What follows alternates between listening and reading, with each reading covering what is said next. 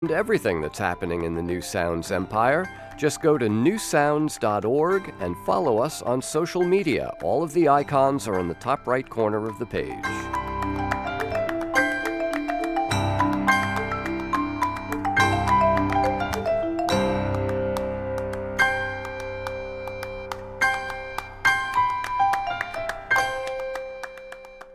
All of our other musicians are currently playing for other customers. Please stay with us, and someone will play for you in just a moment.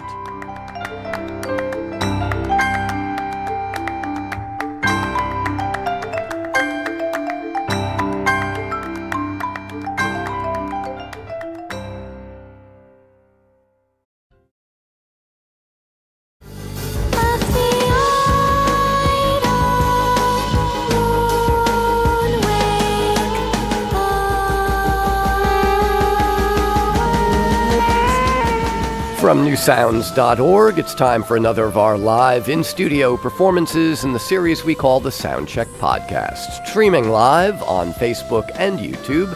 I'm John Schaefer, and if you follow our weekly music roundups at newsounds.org, you may have heard this song before. We premiered the video for it back in the summer of 2017. It's called Lalonde by the experimental rock band out of Brooklyn called Dollshot. They play an unusual and often unsettling combination of sounds, feathery vocals over wailing saxes and pounding drums. Their new album, also called Lalonde, comes out on January 25th, and the band is here to play some of it for us today, beginning with a piece called Paradise Flat.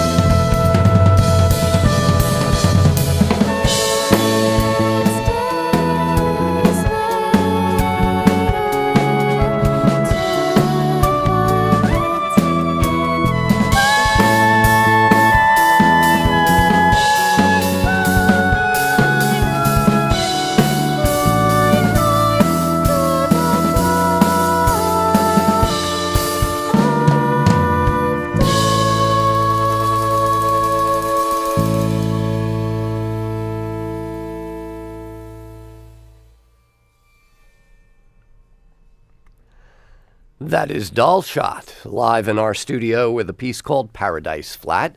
Dollshot revolves around the husband and wife team of Rosie and Noah Kay on vocals and saxophone, respectively, with Dove Mansky behind the keyboards and Tristan Kastenkraus playing the bass, Mike Pride behind the drum kit. Rosie, Noah, good to have you guys here. Hi, John. It's great to be here. Yeah. I'm heavily drugged after a couple of days in a sick bed, but that was worth getting out of bed for.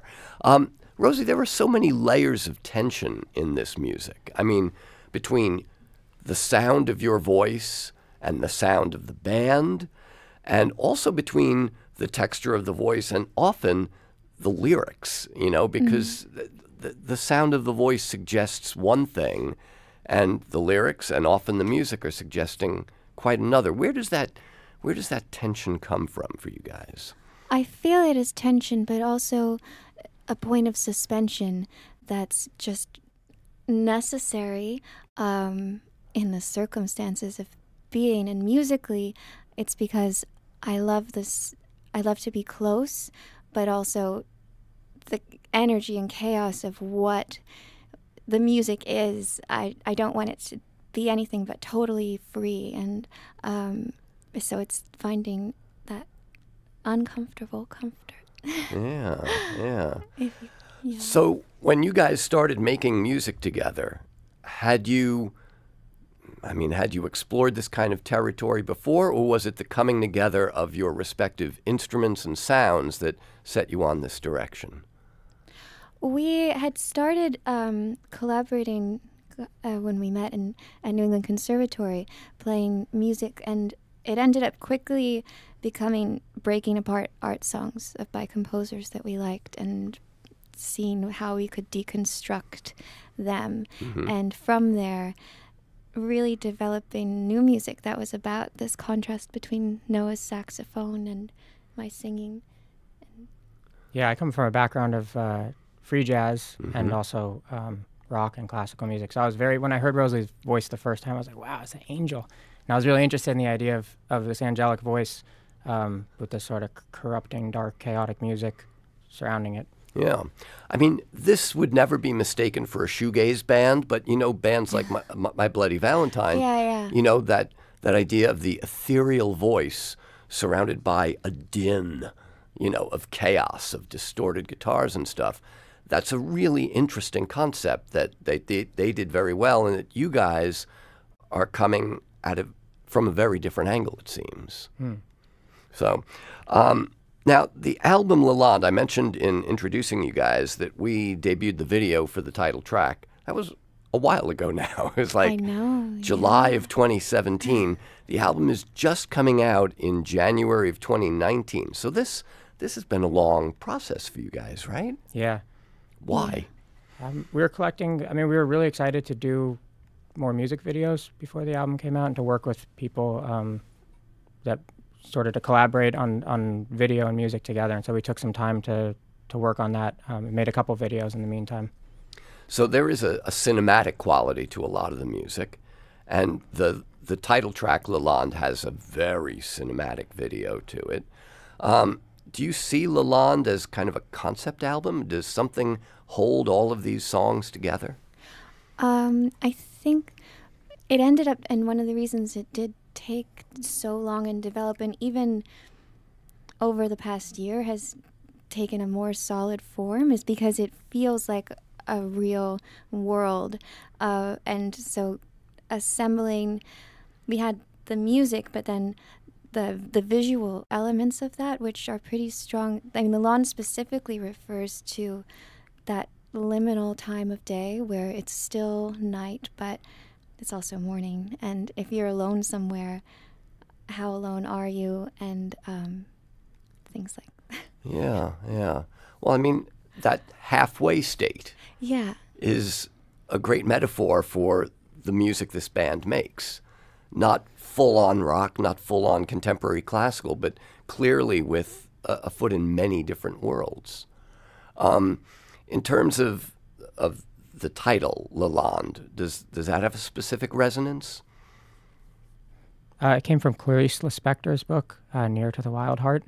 and Rosalie was reading it and was reading me this passage about Lalonde, and we were both so taken with it because it really sort of exemplifies this liminal world where, I mean, it's that thing Rosie was talking about with the boundary between different times of day, and also the boundary between the sea and the land and the stars and the water. And so it just seemed perfect for music that was sort of like between, at the threshold of all these different things. Right, right. And you mentioned, Rosie, before, or I maybe know you mentioned it, that you got your start sort of pulling apart art songs. And, you know, in the classical tradition, art songs are often presented in a cycle. You know, there's a song cycle, which is why I asked the concept album question, because it might be a little too highfalutin to say, do you see this as a song cycle? But now I'm just going to right out and ask it. Is this a song cycle? I would call it that. Maybe it's a journey, or I like the idea of cycle. Yeah, for sure, cycle over so many things. Yeah, there's a certain thematic relationship between all the songs, but I'm not sure that it says sort of, it wasn't conceived exactly as a song cycle. And I think it's more that liminal thing of these connections, these loose connections between songs, and they're all basically about a girl who's at various thresholds in her world. So Now, in addition to collaborating with each other, you've also collaborated with Hampton Fancher, who most people will know as the screenwriter for the last Blade Runner movie, Blade Runner 2049. What form did that collaboration take? Hampton was writing the film, I guess it was 2013, and at the time we'd already been collaborating musically. Noah wrote a piece, Rat Lunch, that's set Hampton's text. And so we were meeting frequently and also discussing other projects we could do, and then he was writing this and shared his work with us in such a way that we ended up coming every day as he was building that world. And it really was so inspiring to see how he pulled everything and then changed it into something else. Like everything from, you know, his life and from things he'd read and seen and his philosophy, and turned it into that movie that is out now, and it's amazing, yeah.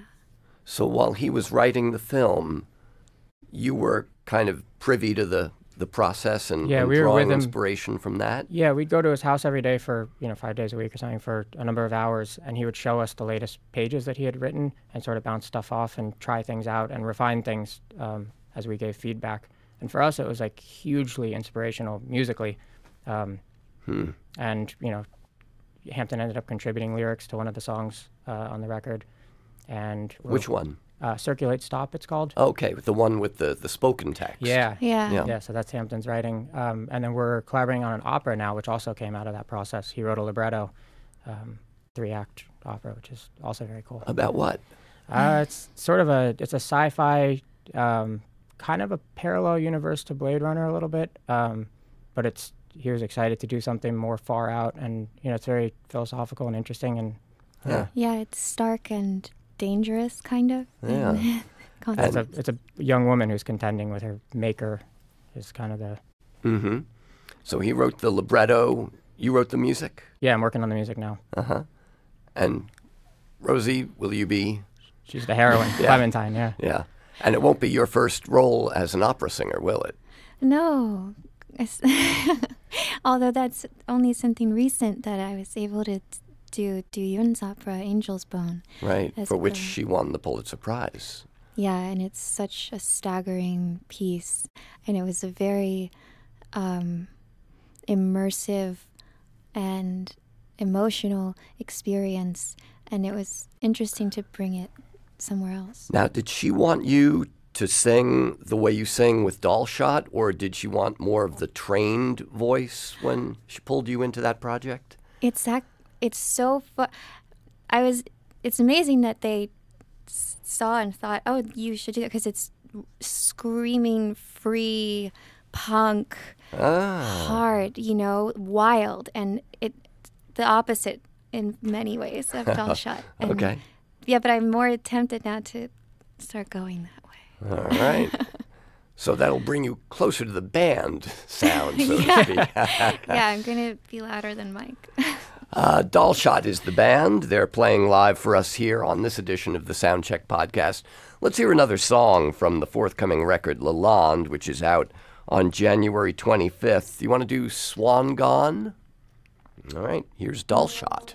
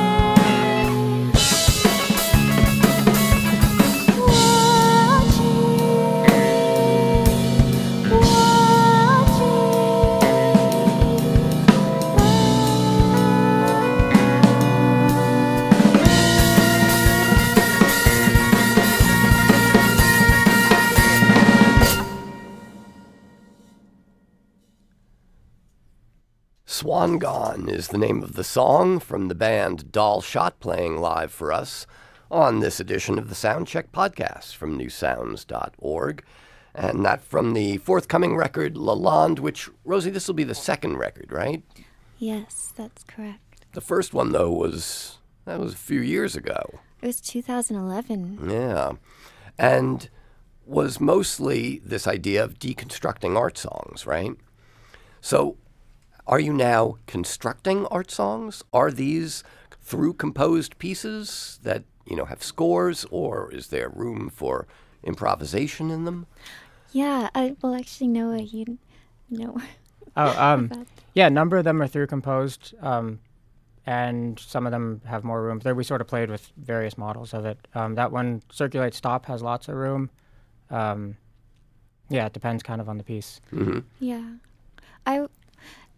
They do, sometimes I thought of them as art songs. The thing with doing Schoenberg and Poulenc and Ives before that was we were both so influenced and impressed by their music, and it felt like we had to get over it in that way before doing something new. And so that was kind of the moving departure point. Yeah. Were you guys influenced at all by Bowie's last record, Black Star? Because for me, listening to Lalonde, it's not just the presence of the saxophone, but the welter of different musical influences, all brought to bear in one record. Kind of reminded me of that. Oh, that's very nice of you. No, we love that record. We weren't influenced by it, but we heard it sort of when we were in the middle of making this record, and it seemed like very kindred. And yeah, I mean, we're both crazy for that record. So. Well, now you're also connected to the contemporary classical scene here in New York. I mean, the cellist on the album is Kevin McFarland, who is the K in the Jack Quartet. The record's producer, with you, Noah, is Lawson White from So Percussion, whose music precedes every one of these Soundcheck podcasts. So, it seems like you guys have you were talking about liminal worlds, halfway points before. You're in this kind of liminal area between, the so-called Brooklyn rock world and this contemporary classical scene. Yeah, I think that's true. And the jazz world as well, and recently more in LA. I mean, we've kind of been sort of experiencing as much as we can and playing with musicians that we like, no matter what scene they're from, and seeing what can happen when various people come together. And both of us are listen very widely, and so this band in particular has been like very freeing for both of us in terms of just being able to try anything we want and not worry so much about what category it fits in. Right. And in terms of collaboration, the song you'll do next for us is a Franz Schubert tune, but there's another song on the record called She, which is a collaboration with another long-dead master who had no way of saying no, and that was Geoffrey Chaucer. I like that arrangement. It's nice. Sometimes. Yeah, that text, I'd been reading the Decameron and ended up I like to usually just pull a bunch of books off the library shelf and go through them.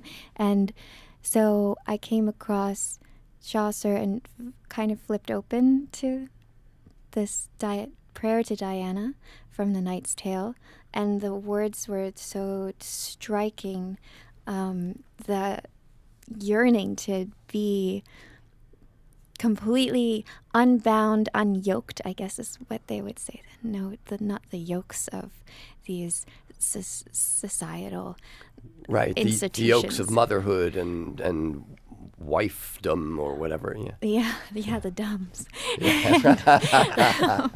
So I cut it a bit and I brought it to Noah and I said, what do you think? And he immediately saw it as this incantation, summoning within a space. Like if you could say that somewhere open and free, and how would that sound?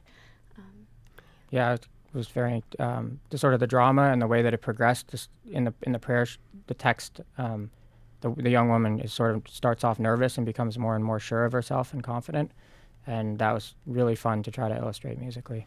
And it seemed to fit sort of textually and texturally with the rest of the album. Yeah. It seemed thematically right in there. Yeah. This girl kind of is discovering various aspects of herself throughout all the songs. Right. Now, Schubert wrote hundreds of songs. What made you zero in on Nacht und Träume, Night and Dreams? This very specific chord progression that captivated both of us. Our friend Nathan Shields, who's a very excellent composer, was giving a talk for three of us, and we went to it, and he was talking about Nacht und Träume, and we both had played and loved Schubert already.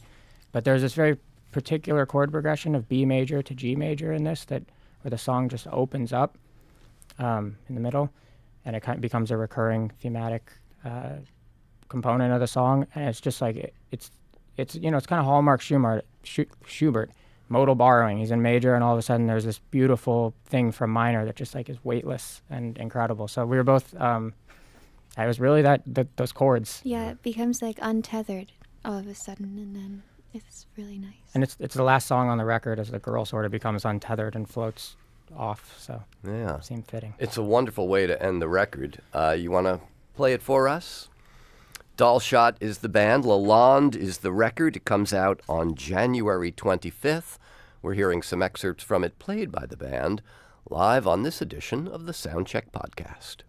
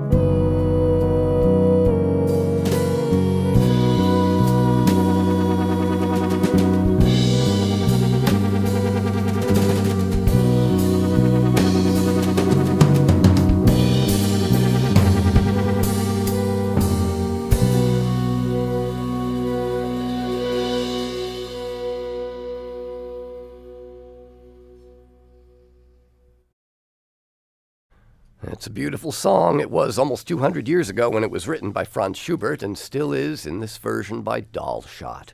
Nacht und Träume, Night and Dreams, which wraps up the forthcoming album by Dollshot called Lalonde.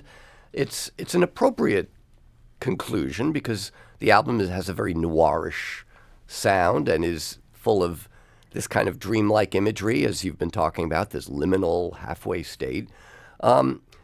Now that the record is finally imminent, what happens next? I didn't ask you, what's the name of the opera that you guys are doing with Hampton Fancher? It's called Salvation. Salvation. So is that the next big project? Yeah, it's the next big project for me. That, and then I think we have another idea for a record in the works, so we'll start working on that too. So let's see, that'll be another 7 years. So Yeah, I'm very slow. I'm a slow listener and a slow, yeah. It's true. well, it's not like you haven't been doing other things in the interim. So, but I'm really glad that you guys were able to come in and play for us today. This has been it's been a lot of fun. I love the record and really looking forward to the release. Thanks so much for playing for us today. Thank you, Thank John. you, John. This is Soundcheck.